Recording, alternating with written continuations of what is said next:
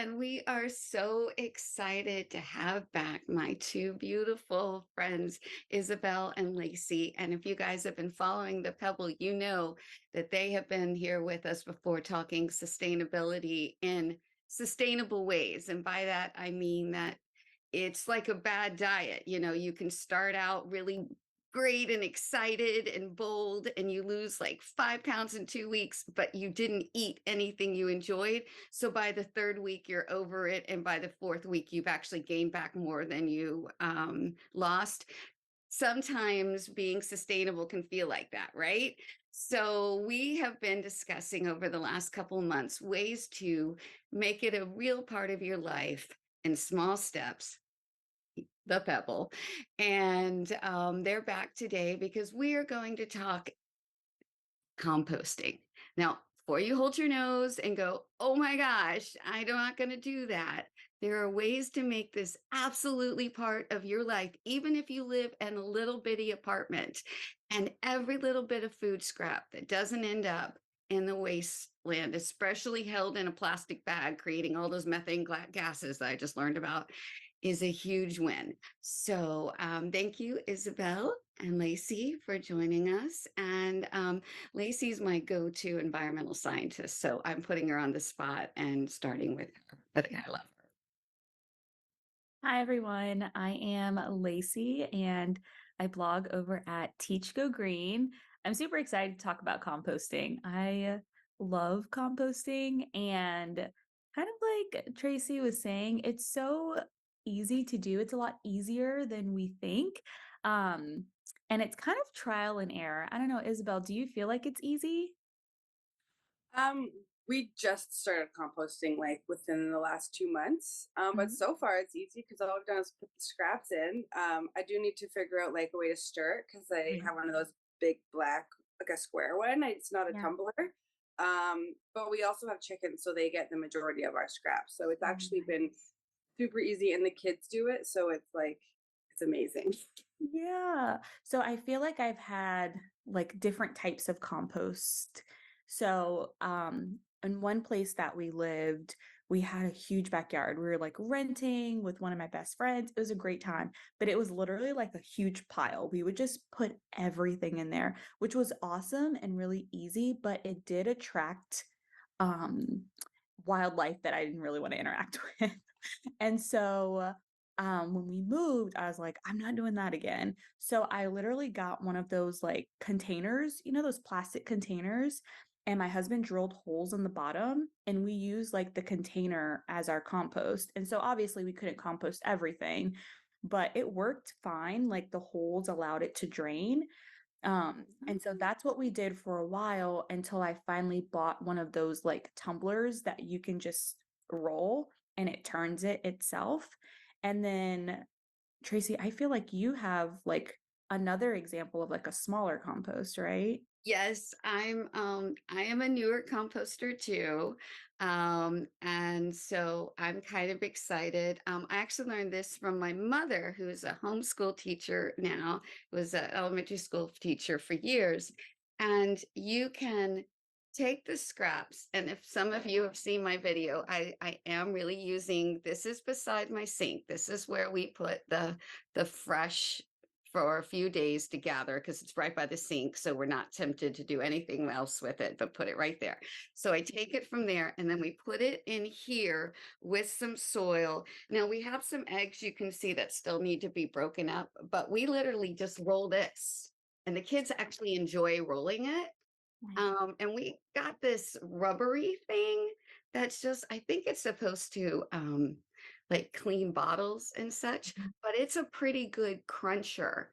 And so, you know, we don't want to open it up too often, A, because it's doing its work, is my understanding. And you can correct me, Lacey, if I'm wrong, but B, it gets smelly after a little bit. So, but when we put the new in, we try to crack it up, and we've gotten better at breaking them up at the clean stage before they get here. But this was early in, and we're about to start using. You can see it's getting pretty full, and we're Mhm. about to put this in the where we're growing our trees. We have some fruit my mother's building an orchard, and so this is going to help with the trees. Amazing. That's amazing. Yeah. So, with compost, you want to think about like the bugs, like the microbes, they're doing all the work. And just like any other living thing, they need air and they need water. And so that's a piece of it. So don't feel bad that you're opening it because they need the air. That's Okay, okay, all right. yeah, Should I that is punch? good. We punch tiny holes in the top.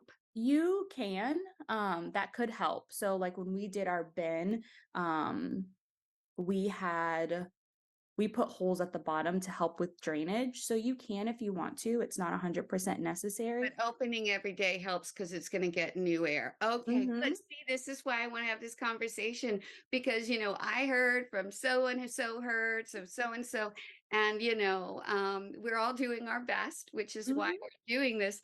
But, it's good to know too that that's a good thing because I was afraid when I was opening it, I was interfering with all the stuff that they were doing. So, okay. No, you're doing great. And then another point that's really important too is the smell of compost because it can be stinky. I've had my fair share of stinky compost, but I've realized that if I keep like a balance, a better balance, people get super technical when they start talking about the balance of composting, and I check out when I hear stuff like that. So it's basically you can think about it it's like greens and browns, but it's um like your food scraps and things like that are more of like your greens, and then your browns are things like cardboard or like dried leaves.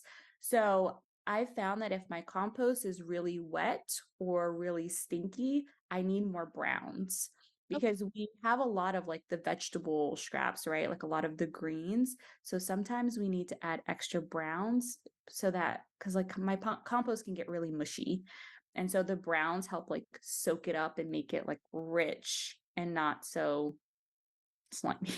Got it. That's a good note. Okay, see? So those of you who are like me, I admit it, I'm just like I'm a glam camper, I'm glamper. I admit to maybe do whatever the word of glam sustainable might be. I admit it. I like don't like dirt under my nails, etc. And I know there are people like me, so that's why we do this. Like, so there are ways out there, guys, that you can do composting and not think of your hippie neighbor dad's composting from 1983. This is not this. There are lots of ways to do it, and your house doesn't have to smell. Mhm. This, when like it's sitting in my mom's home school classroom, cannot smell it at all. We take it outside, we roll it, we play with it, get it moving. So you can have a very like doable composting. So, Isabel, you were saying that you've just started composting and that there's some chickens involved. um, and I was um, wondering if you've had any like negative experiences too, because I think that it's important to talk about them so people know them, and then they can move on. But so far, no negative experiences. Again, it's only been a couple months. The chickens get almost everything, but there's a few things they don't eat. So I don't. I just put them straight into the compost now. Like they don't seem to like banana peels. And we give the That eggshells would be to hard with a beak. I don't know. They always get left behind, and mango skins get left behind. And then once they're done, we like they keep and put that stuff in the compost. But as for negative experiences, so when we lived in town and I didn't have a composting bin, there is a store in town that does like commercial composting, and they have like a program where you can bring them your compost and they put it in the bin. I was doing that for about a year, and it gets really hot, and so I was like having my bin outside of all my composts, and it got like maggoty and it was like really gross. So I started like bagging up my compost in compostable bags and then freezing it until I could get there because I can't get there regularly. That's Yes. really smart. That's the best thing. Keeping it in the fridge or the freezer is perfect. Yeah, so that's one thing I did then. I don't obviously do that anymore. But Lacey, when you talk about drainage, What's draining? Like the liquids from your veggies? Okay. So if Yeah, it's like there's some liquids.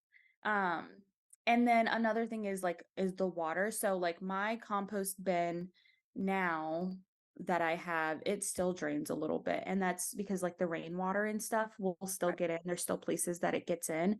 And then when we had the big bin outside, rain would get in and water would get in.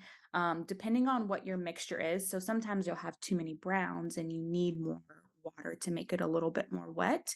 So it's nice for all that extra moisture to have room to kind of get out. Okay. are there things that you don't compost? Like I've been reading conflicting messages with like dairy and meats. We did have berries in our yard last fall. So I've been worried about putting meats in, but sometimes like, you know, you don't always patrol what the kids are putting in the bin. Yeah, when we had our open compost, we put everything, like literally, because I lived with my best friend and her son, and so that was his chore. Like he would take everyone's plates and just rake it outside in like the huge pile. But again, it attracted wildlife. But so now we do not put any meat in.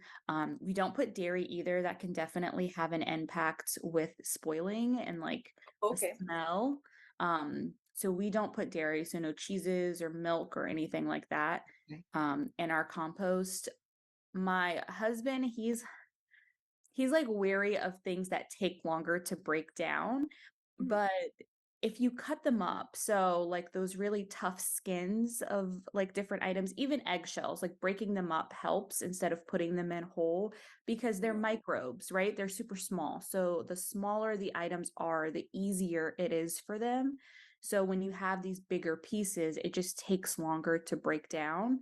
Um, so yeah, I hope I answered your question. I kind Yeah, of went definitely, definitely. And what about things like paper towels and stuff? Is that considered okay? That's really good to yeah, know. paper towels are good. We don't use a lot of paper towel, but sometimes Mm-hmm. we do. Yeah. It Um, feels good that you have an outlet for that. You can just put in the compost. yeah, Yeah. totally. And like the other thing I've been wondering about is I have like compostable floss, and I'm like, how does that even really work? But Say it again, compostable what? floss. Oh, floss. Uh-huh, uh-huh. Yeah, I I got thought you I said got fly. some too because my daughter likes she's so good about so many things, but she can't stand doing this. She likes and they've started some can't compostable ones that have the handle Yeah, now. I've seen Mhm. those And actually. so I felt better at least about that. I mean, I hated that it was a single use, but at least she's flossing and it Well, said it was compostable. So, you take the wins where you get them. totally. I agree with that. Is you've got to pick the product that works for you as well. Like I definitely did those clicky thingies, those little single use things for a bit, but then I found different plots and I just had to change the way I looked at it basically. Cause yeah, Mhm. it's, you have to do what works for you and your family, basically. Right. Yep, that's exactly how it goes. And Um, that's oh, go ahead, Lacey. I was just going to answer Isabel's question. Yeah, they do. You can compost those. Even like Cool. the certain compostable cotton swabs, I've switched to those and I just throw them all in Okay. like a jar in the bathroom to compost. The only thing you'll have to look at is like make sure it just doesn't say industrial composting, especially with like the pick things, because those are usually for like commercial composting. So what you used to have, Isabel, because they have like a better facility to create the environment for them to break down. But a lot of times at home, that stuff doesn't break down. So it's it sucks, that you have to like read the fine print because I've gotten greenwashed Because they know several we'll times like say, that. "Oh, I'm going to buy this for this," and we'll throw it in, and we're thinking we're doing great. We didn't just throw it in the trash, so we buy more of their product, but really, it's now just sitting in our yard. Yep. Yep. You still have to throw it away unless you have an outlet for industrial composting. Yeah. Wow. Okay. Well, that's exactly why I wanted to have this discussion. And thank you, Lacey, for being my resident expert. And I just love that it can be a learning for all of us. Because, like I said, I am growing in my understanding. When you know better, you do better. as the great Maya Angelou said. And I'm hope I keep growing as long as I am on the earth. And with friends like you, I do. And Isabel too has taught me a great bit as well. And she's a great girl on the zero waste, man. She's got that stuff down too. Both of you are good. I'm gonna learn more about that. But today we did composting, and it's National Composting Day, which is why we're sharing it. And it's a reminder to you to start little. Maybe it's just the banana pills. They don't get stinky for a long time. Just collect your banana pills and find out if your local Home Depot or something does a big bin like Isabel talked about. If you I really have actually, if you have like a eco store or a refillery, that's who did it in our town. Was like a Whole Foods maybe or something would be a good maybe. place to start in your neighborhood to look it up. But I bet their websites will tell you, but just start somewhere. And little steps matter. That's what the Pebble's all about, and about making great friends and having people share their stories like you guys. So thanks again.